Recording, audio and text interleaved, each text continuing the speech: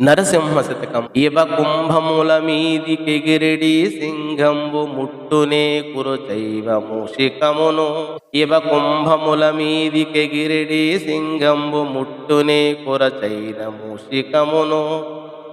నవచూత పత్రముల్ నమలుచున్న పికంబు కొరకునే జిల్లేడు కొనల నోట. నరవింద మకరంద ననుభవించెడి తేటి పువ్వునే పల్లేరు పూల కడకు. లలితమైన రసాల ఫలము గోరెడి చిల్క ఎసపునే భ్రమతను మెత్తకాయ.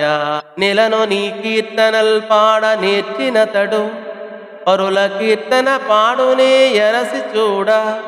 భూషణ వికాస శ్రీధర్మపుర నివాస దుష్ట సంహార నరసింహ దురిత దూరా.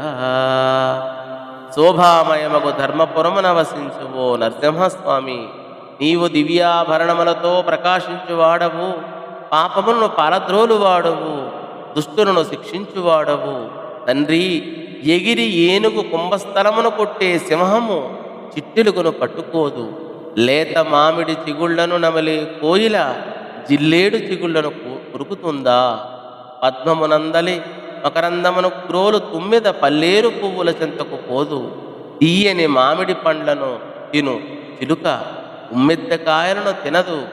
ఈ లోకములోని కీర్తనలో పాటుటకు అలవాటు పడిన వారు పరుల కీర్తనలు పాడలేరు అని ఈ పద్య భావం. భక్తి నిరోధ రూపం. అది సమస్తములైన కోరికలను నిరోధిస్తుంది.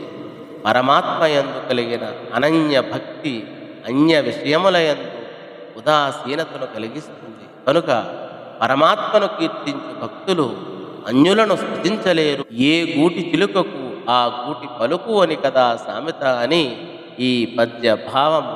ధన్యవాదం.